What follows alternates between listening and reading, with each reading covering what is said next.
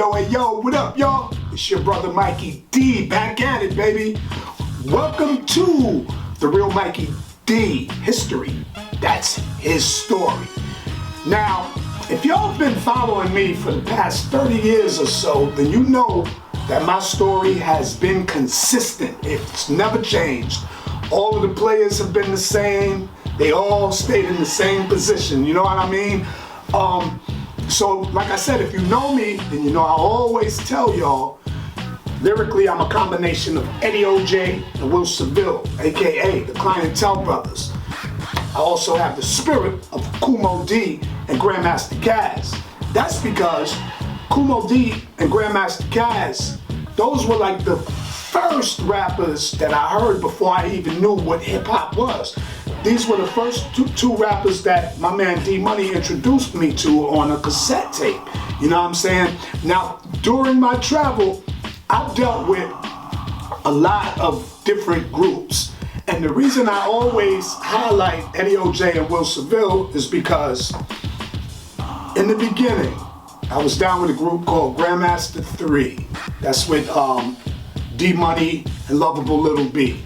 Then I was down with another group called the LA Rap Masters, Lawton, LA Rap Masters, you know, DJ Johnny Quest in his crib with, it was like 11 or 12 of us, my man Sha, my man Mark Miller, Dave Mauricio, it was a bunch of us, you know. Then after that, there was a group called the Money Making 3, that's with Loverboy TC and Romantic Lover Snow. Then after that, I was with a group called the Phenomenal Four. My man Majesty, me, Mark Miller, and Mellow D or something like that. But the thing that all of these groups had in common is that we all looked up to a super group from Queens, which was called the Clientele Brothers. You know what I'm saying? Coming up, all of us wanted to be like them. We wanted to do the routines like them. We wanted to have the swag like them. We wanted to have the lyrical content like them. I mean, there were other groups in the neighborhood, like the Professional Five and Rapomatical. But Clientele Brothers, what separated them from the other groups, these dudes were really, really lyrical.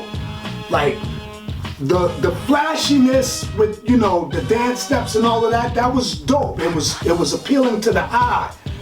But what appealed to us as young dudes coming up was the lyrics. And Eddie O.J. and Will Seville, those dudes were the top of the list when it came to lyrics and Lawton, especially for us. So one day, I was down the street, probably at Steady B's house, which we call, you know, his name is Bubs, but his name was Steady B. And, you know, he called Eddie O.J. down there. Now, we all looked up to these dudes like, yo, this is like Eddie O.J. is coming down here, you know what I mean? So he let me rap for Eddie O.J. and, you know, Eddie O.J. liked what he heard and invited me and Johnny Quest to their rehearsal. Now, mind you, the Clientele Brothers, these brothers used to rehearse all the time. Me and Quest wasn't used to rehearsing. We would just make tapes and nothing was prepped or none of that. You know what I mean? When we did shows, we just went out there and just did it. But these brothers really rehearsed, so they invited us to the rehearsal, and it was downstairs at Mr. Jean's house. You know what I mean? They had the equipment set up. And I believe Eddie O.J.'s father, he had a band. They were a gospel group called the Wandering Souls, and they used to practice down there too. The band equipment was down there. Anyway, Johnny Quest and I, we went down there, we checked out their rehearsal, and they let us get busy. But we didn't realize that we were actually auditioning for the group, you know what I mean? But after that rehearsal, Eddie O.J. and them said that we are now a part of the Clientele Brothers, man, and that just blew our mind. You couldn't tell us nothing. Because like I said, all of the groups that I was a part of, we all wanted to be like the Clientele Brothers. Now I am a Clientele Brothers. I used to wear Eddie O.J.'s jacket. They had these Todd 1 jackets, black and white, and on the back it said Clientele Brothers. Man, when I wore that jacket to school, everybody noticed me like, yo, down with the Clientele Brothers, and it was just a wonderful thing. So, like I said, for 30 years plus, my story has stayed consistent. I've always talked about Will Seville and Eddie OJ, and today is the day where y'all get to see the faces behind the name, and y'all get an opportunity to hear from these brothers what was going on back then and how they met and where the Clientele Brothers name came from and all of that. So fasten your seatbelts, get ready for this ride, because we are now going to check out the Clientele Brothers.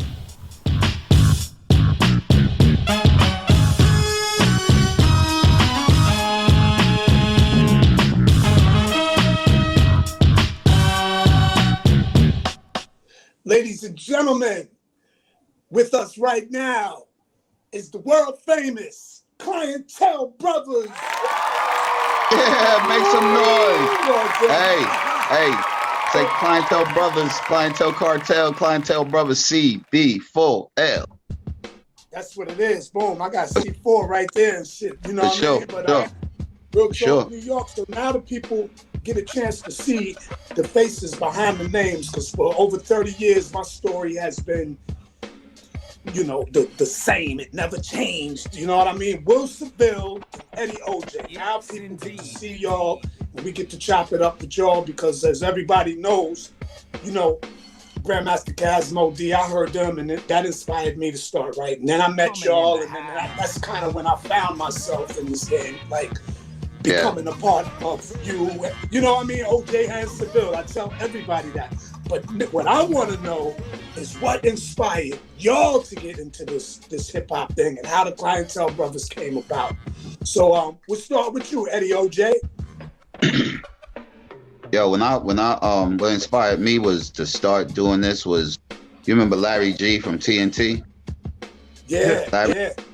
Larry G, he's a throwback, man, and he had a group, and he didn't have a group. He started DJing and mixing and all that. And he was like my best friend in school.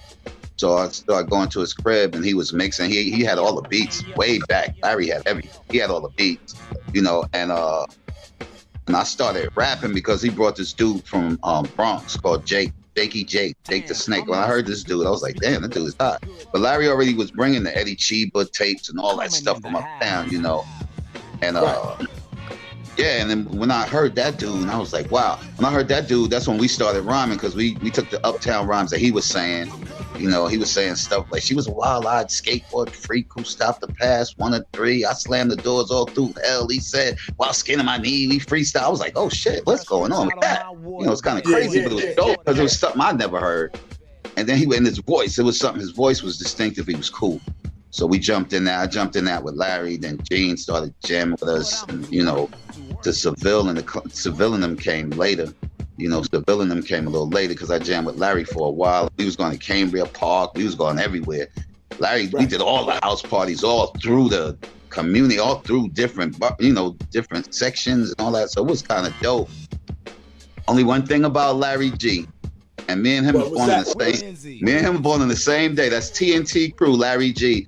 Larry G, he was a kind of dude that if he see you start getting kind of like a lot of, like people drawn to you, it bothered him, and we was together. But it bothered him, and he would go do shows without us. I found out a lot late, man. Yeah, that was kind of crazy, but he was like, he see you getting attention? Because Larry wanted the attention. That was the only thing about, you know. So that's when me and Gene was like, because he told Gene one day, we was all in the car chilling, we went to get something to eat, right? And he told, Gene had bought his own equipment. Gene bought equipment. So Larry said, yo, we got to have a meeting. He said, it's not right that Gene went out and snuck and got equipment. I was like, whoa, yo. So that started, like, we said, yo, Larry cool and everything, but we got to branch out from him. That's when we started, you know, Clientele. Because somebody asked me, where did Clientele Brother name come from? Yeah, I was going to ask you that. Yeah, the thing was, it was, I heard a tape with, it was the L Brothers, Starsky, the L Brothers. I said, damn, the L. Oh, bro, I just like that, the way that sounded, you know what I'm saying? I did hear that, it was Starsky and the L. And then it was the Brothers thing. I like that too, because, you know, you want to be brothers. Then it was the Cold Crush Brothers. I said, man, I want something that sound kind of like both of those names, you know? And I got to thinking, I was like, then it popped, I said Clientele. Because Clientele was having like juice, you know what I'm saying? Yes, a person who got, that's right. Yeah, a person that has a major clientele, like corporations have big clientele. That's people who F with them because they're such a good company. You feel me? I was like, oh, that's dope. You know, the whole, and I, you know, it's just now like we done got like old school and all that. And the people telling me now how, like I was talking to Rozelle the other day. He was like, yo, I always like wanted to be down with y'all and the Clientele Brothers name, that name. But then somebody else was telling me, yeah, and then Charles Sykes told me the other day, Clientele, y'all had like the smoothest name out of all the group. I was like, oh, wow. Yeah, I always, and Charles Sykes, I wanted to be down with y'all. Y'all was like this Clientele Brother. He said, everybody wanted to be a Clientele Brother. I was like, wow, that's news to me, you know? Just something we was doing. Man, listen, when I was down young and you let me hold that Clientele Brothers jacket and I wore it. Oh, yeah. Yeah. Man, forget about it. But, well, Seville, what about you, man? What inspired you to pick up the pen and microphone? Well, I got into it basically listening to how it was done in the X. I was a kid. I was like maybe 14 or whatever when I really started, and I started with believe it or not, my first rhyming partner, this gonna hit y'all over the head, was Will D. Will D, partner, and my name wasn't Seville. My name was Billy D, and it was Will D. It was Will D and Billy D, and we were the D boys. It was the D boy. We was the D boys, and me and Will used to, you know, just go to wherever they was jamming at, and just get on the mic. And Will was ill because of his voice. Will had a cool voice and swag, but Will was lazy. He didn't write nothing. He wasn't writing nothing. He said all the uptown rhymes. Yeah, he just did. He was what you call an MC, move the crowd type of guy. And meanwhile, I was all trying to be, you know, a little bit. No, I was kind of cool coming up, but then I would try to be a little more intricate. I took it as an art. I used to go dolo. I used to go to like Harlem World and all of that and watch them dudes battle. I go by myself or go with one other person in the hood who want to go, and that's how I learned. My first inspiration, believe it or not, was Grandmaster Caz. Grandmaster Caz, I put him to this day in my top 5 because, you know, the way he did it, he was a little more, you know, slick with it and how he rhymed, in my opinion. And that was something that, you know, I said, you know, I thought like, I could do that. But I used to really work hard at it, man. I used to stay up, like I've said I'd stay up all night before I go sleep just to write a rhyme. Just to write a rhyme. I would do that. You know what's funny that you say that? Mm-hmm. Man, I had many sleepless nights, especially like when they started recording. Right. When they started recording, and then I remember Larry G, like I was telling Mike, when Larry G one night when he brought Spoonie, it came on, he brought the Spoonie. You remember and I told Mike, and Mike was like, yeah, I know you coming to the park, Spoonie gonna be there. I was like, get the hell out of here. But Spoonie and we know what Caz and man, once Caz and them, I mean, but before I heard Caz and them like that, I heard that, oh shoot, I lost it. You froze. Yeah, I froze. Well, I gotta go back to it now. We can hear you though. Now we can. All right, he'll be right back. Well, let me continue. Okay, so from there, I was with Will, and Will he wasn't as serious about it as I was. So, Will, he stopped doing it basically, and then I got with Jerry B. Jerry B. Jerry B had equipment in his basement, and we were there every day, all day. And then I got my new partner in rhyme because he was just my homie, my best friend at the time, was Eli, Easy E. Yeah. And then so the group that Jerry and them had, it was the Franchise Guys. That was the group. It was Jerry, it was Chuck, it was his cousin Hayden. It was, I don't know if y'all remember Big Lou. I remember. Yeah. John Barrett. So it was like that crew, that group of and crew, we was in Jerry B's mom's basement, and then me and Eli, we got with them, and we called ourselves a Taste of Two MCs. So that's what me and Eli, and we started doing the routines. Because I was peeping game from the Bronx and in Harlem, and I started writing routines for us to do. We started doing routines, and then we would go around to different, to backyards, to parks and all of that. And sometimes we would get on together, or other times people would just go ask for me to get on. Let me get on. And I had a reputation for going to different parties, just getting on one time, and I would call it stealing the show. I would just get on there and just bark for a couple of minutes and get off. That was it. I got to tell Mike something about what Mike said, because when I did eventually start the Clientele Brothers, right? It was me and Bubs, Steady B. Oh yeah. Yep. Yeah, it was me and Bubs, and we had routines and we had all of that, right? And we was going a lot. That's when I was jamming with the Albino Twins and all them dudes and all that. But what happened was, I'm tell you, me and Bubs was not come to practice. He started missing. It's funny because Mikey said, them dudes practice. Like what Allen Iverson said, practice? So it's funny because the Bubs thing, after he was missing practice, I went to a party one night and Seville and Eli was rapping. And I heard them, they was like, did we the taste, y'all? Taste, the funky bass, y'all. And I still remember that taste of the funky bass, and I flashed Theodore, Charlie. Yeah, and I was like, oh, now I'm gonna solve my problem. Because I knew with the Clientele Brothers, like we had our name, Seville might have been doing what they doing, but the Clientele Brothers name was already out there. Right. So, it was like, it was the name. So I said, when I talked to Bill, I said, I know he's going to hook up with me. I already knew that, So we put Bill and E. Eli was Easy E. Same thing with Eli. We started doing some parties. A couple of girls started chasing Eli. No more practice with Eli. So he wouldn't come back to practice. Yeah, once he got the girl he wanted, I was like, yo. We used to go hunt him down. He was like, yo, Eli was funny because, that was like, go get him from these girls' house. Yeah, we went to go get him.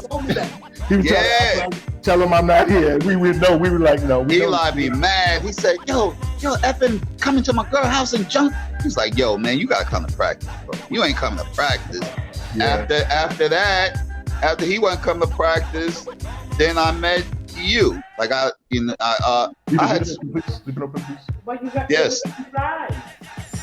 Yo, and it's a thing like Mike knew us like much better than I knew him. You know what I'm saying? Mike knew of us because the neighborhood, the people knew of us. I remember one time I went to the Steady B called me. He said, "Yo, Ed, you gotta hear this dude. You gotta hear this dude, man." And I went down to the garage. Mike was in the garage with Bub, and he started rapping. I was like, "This little dude is nice.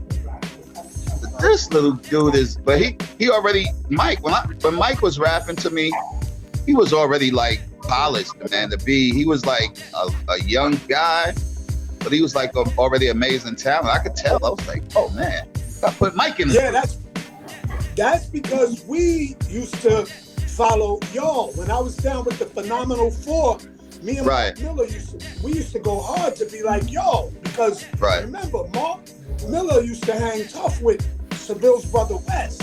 So it was like, and then Eddie OJ and Will Seville. So we tried to be like y'all. We had 4 people in the Phenomenal Four. We tried to be like the Clientele Brothers, man. So by me listening to y'all, that's how I was getting polished, because I was learning from y'all through the cassettes. Man, I remember one time I saw y'all at the Park Jam humiliate rappers. Yeah. They tried to do all the dancing and all of that. Y'all was like, on the wheel still from the Night Riders. You know what I mean? So that's what that was about, man. Yeah. We had routines and all that, man. We was like, I remember that thing. Because we used to listen to the Crush, man. Remember, Bill, we used to do that thing. We start the day fresh from a full night of rest. Here's a story for you of the things that we do. You know, we all get together. That's when they we was doing all that stuff.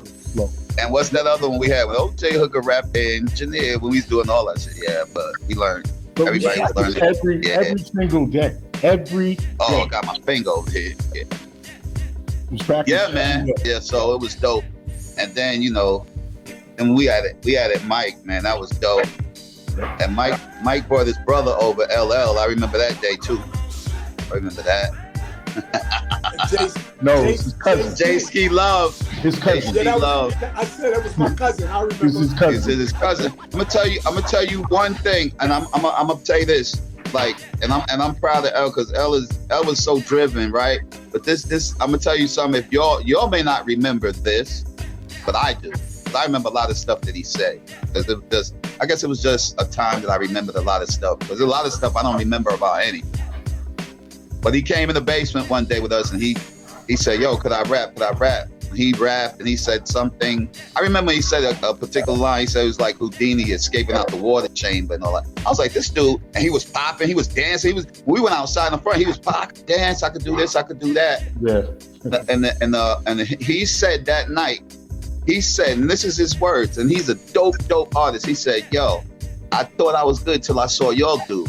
I remember that. Like he said, "Yo," and this is exactly what he said. He said, "OJ with the swag and the, you know how he talk, OJ with the swag, man, and the stage performance, yo, and Wilson Phil with the witty lyrics, man, and Mikey D with the voice." And I still remember that to this day.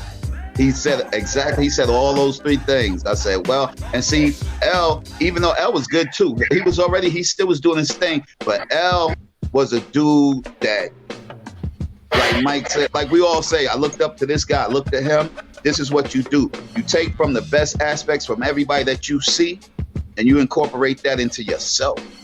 And I'm not mad at that. Because if a man can stand there and tell you with the swag that I'm going to use, you with the voice that I already got, and you with the witty lyrics that I could make mine more better or add to what I already got, that's a smart man.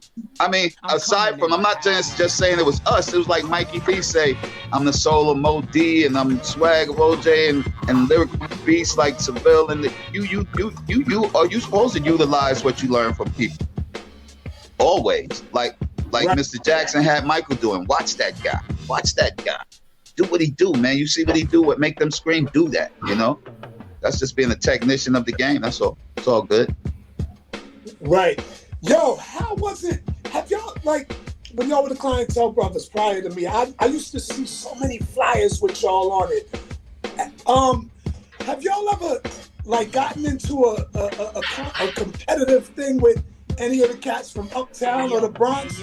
I knew about the Rappomatical thing. That shit was like some Temptations and the other. Yo, have y'all ever had competition with the dudes up there?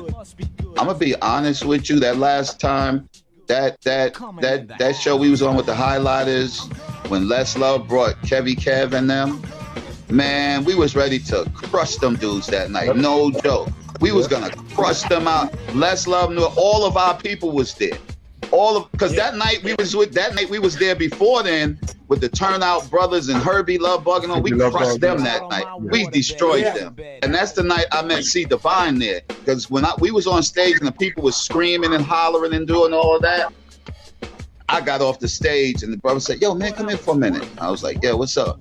He said, "Yo, man, I don't know if you know me or not, but I'm C Divine from the Supreme Team." I was like, word up, man. I know who you are now. He was like, "So do me a favor, man." He said, "Because I can see you guys out here got the juice out here. I see Divine now, Supreme Team." He said, "You guys got the juice out," because we murked that show, right? And that place was packed too. And Steady B was out there, you know, but everybody was out there. And he was telling me, he said, I got some dudes coming on stage, man. You tell me what they need, man, because I know you know, because I just watched Joe. And it was the Turnout Brothers, you know. Oh, okay. And the Super Lovers was on there too. You know, I don't Les Love and them was that was the early Kid. That was early Kid, yeah. And Herbie was with him. Herbie was with him. Quicksilver was the DJ. I remember them. Yeah, Quicksilver was nasty, you know. Yeah, and that's who they was, and we jolly stomped them, man, really. Because the Bubs was telling me to this day, he said, "I used to always see Herbie, and he used to ask about you." I said, "Yeah." He might have asked about me, but when I used to see him back in the day when we was trying to get on, and I would say, yo, Herbie, man, look out for us, Herbie. He was like, OJ, I don't really know nobody. And he had Salt and Pepper playing on the radio already. But that's a whole different thing. I ain't gonna go that way with it. But he was like, yo, I don't really know nobody. I'm like, yeah, okay. We good, bro. We good. Uh-huh. Yeah. But getting back to the C Divine thing, because I like to bring this up because a lot of people don't know. When C Divine, he said, yo, this is what I'm gonna do. The way everything that y'all did on that stage, I'm gonna have y'all on my radio show this week, and I'm gonna I'm gonna have a big concert with y'all with all these groups I got. He said, I know everybody. He said, but I'm gonna build y'all coming from Queens because I just witnessed what y'all did. And see Divine. And he called me all week. OJ, you gonna show him? And he was calling me every day. I said, yeah, we're gonna show him, man. Most definitely. That's nice for us because Supreme Team show had blew up. So it was me, Seville. I think Eli was with us then. Me, Seville, and E. And we got ready to go because the show came on at late at night. What time it came on, Seville? About 2 or 3, something like that. Like 2, 3 in the morning. Yeah, 2, 3 in the morning. But it was everybody stayed up because that was our venue right back then. Stay up and listen to the dude. So, man, we waited and waited, and my cousin never showed up. And I'm gonna just call it like it is because I ain't hiding from the truth with that no more. Man, when he did that to me, man, that broke my heart, bro. That killed me because, like, okay. You know when Eminem say you might get your shot to blow, you got to lose yourself in your chance in the moment, right? That was a big thing. Yo, when we didn't show up, I called him the next day. He said, OJ, man, I kind of changed my mind. I said, yo, man, but we still could do the show. We still could do another one. He was like, nah, man, one thing in business, man, don't. I'm telling you from here on out. But he said, I don't really feel the same way no more. He said, because I gave you the shot, man. You missed your shot. I said, yo, man, but I'll ride this show, bro. He was like, yo, but see, if we would have knew that, we could have got there on our own, man. You feel me? Feel me? Then I found out, I found out later that he just did. Look, you should have found a way because Seville is down with y'all. And what they say is where there's a will, there's a way. There's a way. But that's yeah. I remember you first telling me that story, and I felt definitely you don't want to pass up on opportunities because you don't know where it can lead. Yo, another story that I never tell either that a lot of people don't know that I meant to do when we was up there in the park. Me and Seville made Oh Veronica. That was us. The Bad Boys took our joint. Oh no, Veronica. Oh Veronica. I'm going to put that out there. That's our thing that got answered probably about 10 times. Yeah. Because I remember my nephew called me on the radio that night it was playing. He was like, oh, hey, they doing y'all on the radio. I said, what? He said, they doing Oh Veronica. I said, who is it? He said, I don't know, man. Cut the radio. I cut it on. They was like, with the little girl playing the beatbox. See, we had Professor KB. KB played it for us. Doom, doom, doom, doom, doom. He's playing on his keyboard. But then they had the girl, the little girl, whoever she was. But that was our whole point. They took it, lyrics and everything. They just they jumped us. They jumped us, man, with that. Took our joint, man. Crazy. I felt like that. They heard it on a cassette tape, and because Thomas later told me Terry's brother.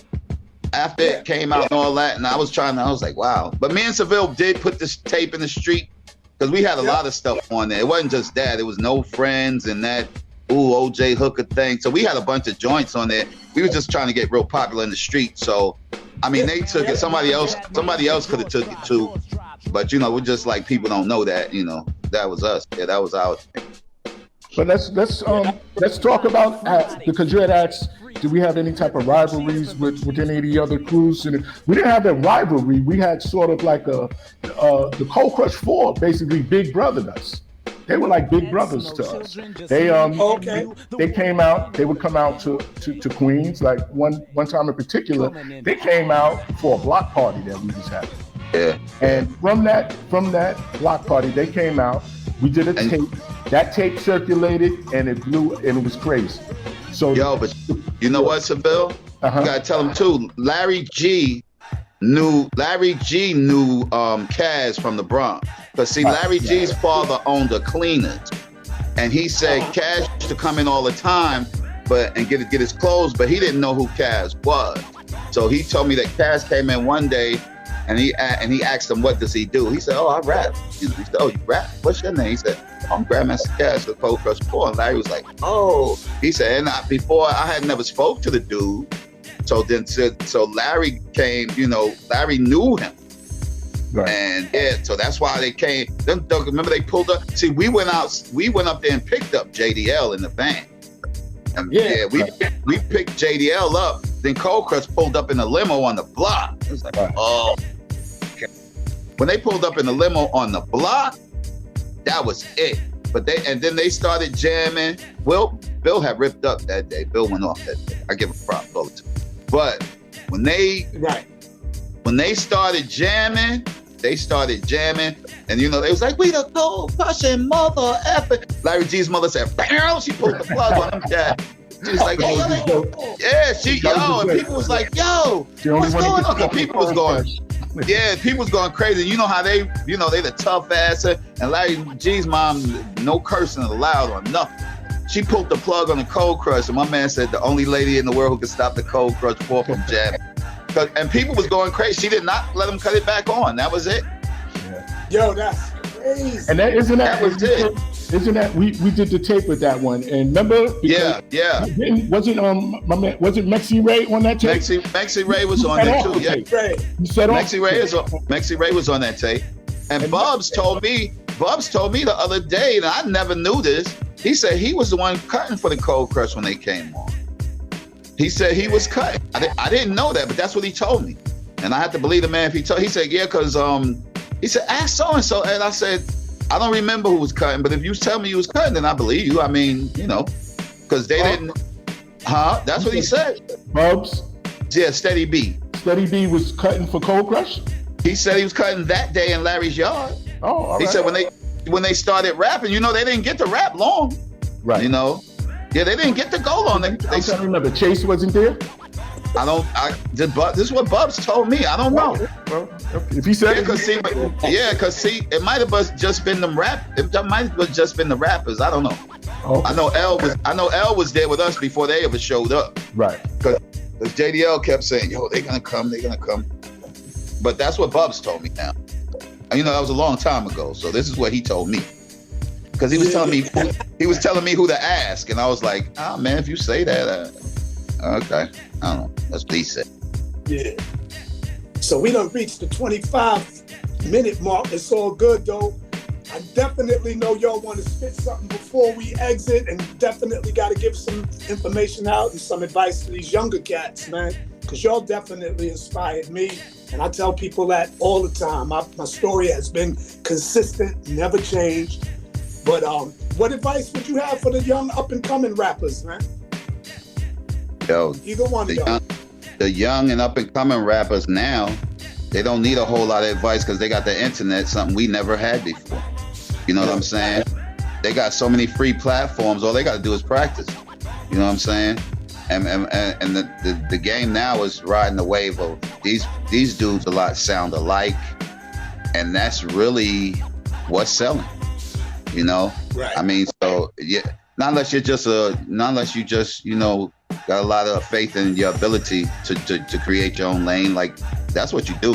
But but you got the internet, so you can keep working on it and trying it out until something happens for you. Basically. Facts. What about you? The only thing I would say is because I honestly, I don't really listen to the music now. OJ, he can tell you every time we talk. Nah, yeah, I tell him my thing is, if you put a gun to my head and ask me to give you I don't want to say their names because I don't want them to think I'm dissing them. I'm not. The game is passed me by. Anybody. Only one I could probably give you a cut or two is from maybe Drake or one of the popular ones. But it's so many rappers on the scene now, and they, in my opinion, too many of them sound alike. So that's not my wave. I'm still feeling the stuff from back in 80s, which is our era, the 80s, and then the 90s. Coming up on the 2000s. I could even go early 2000s with like 50 and G Unit in them. I could rock with all of that stuff. But once it came to like the late like 2009 and 10, and they started with this different type of spitting. They lost me. So, you trying to tell me you don't love the Migos, homeboy?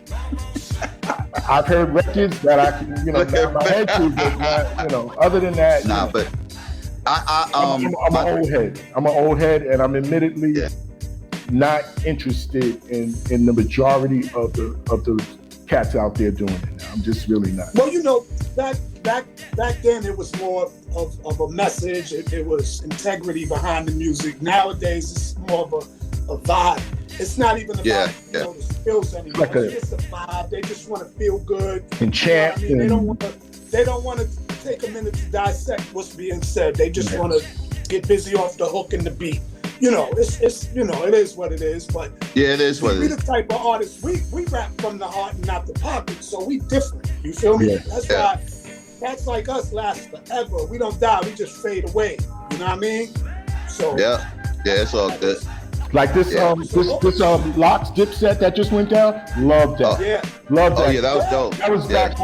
I knew a lot of their joints on both sides. Of course, I'm a Locks man. So I like how it turned out. I like the whole energy behind all of that, and I want to see more of that done by the guys from back in our era. Yeah. I don't care to see these new guys doing verses. So.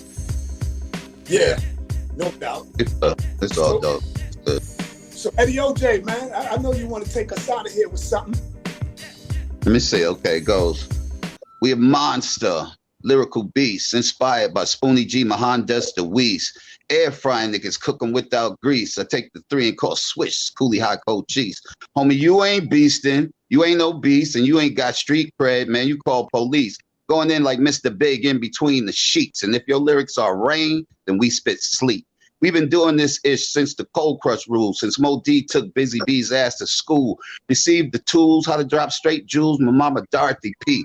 We didn't raise no fool. I hate liars, like 50 Cent hate Ja Rule. I hate biters, effing up the hip hop school. They hip hop vampires, changing all the rules. They rap felons. But they ain't paid no dues. So without a 4-4, I'm kicking in the door, and all you mumble rappers better hit the goddamn floor. Clientele lieutenant, and I'm down by law from an era of rap terror that you can't ignore. CB4L, baby, CB4L. Yeah. Seville, you got any last words or anything you want to say? Simon Barr, that's me. Simon Barr, bringing you the bizarre. It's for the street ass cats. Forget the bourgeois. Come aboard or get left. Word to West. You heard the rest. My tongue burns flesh. Rhymes fatal. Been doing this since prenatal. Check the label from the clientele stable. Stable. Like drugs, all in their mug. Both plays, thugs. Greet me with hugs. Watch this as I drop the apocalypse. So sweet like 3 boxes of chocolate. Tracks are toxic. Make a clock stop when I rocks this. Knock this ish up in your whips, kid. Feel my pain, fear when you hear the rain. Scientists, they still myth, they can't explain. Meet the reaper, baby, rap you to sleep, baby. Gotta keep it in the street with this heat, baby. Most of all, I can brawl with the best of y'all. Just trying to do my thing like the rest of y'all. And my crew, pretty thick, so don't try to get slick, because you might slip a diss trying to get with this. And I'm out. Yes, sir. Yes, sir. Ladies and gentlemen, y'all have just witnessed the truth from the legendary Clientele Brothers, Eddie OJ and Will Seville. Yeah. One more time. Clientele Brothers, Clientele Cartel, Clientele Brothers, CB4L. Yeah. We love you, Mike. Tell. And we out of here, baby. Life. We love you, man. We love you, Mike. Love you, little bro. And we proud of you, Mike. Oh yeah. That was dope. That was dope. Very informative, man. And it's always like a reunion every time I'm with these brothers, because Eddie OJ, he's down in North Carolina. Will Seville is in the Bronx. I'm upstate.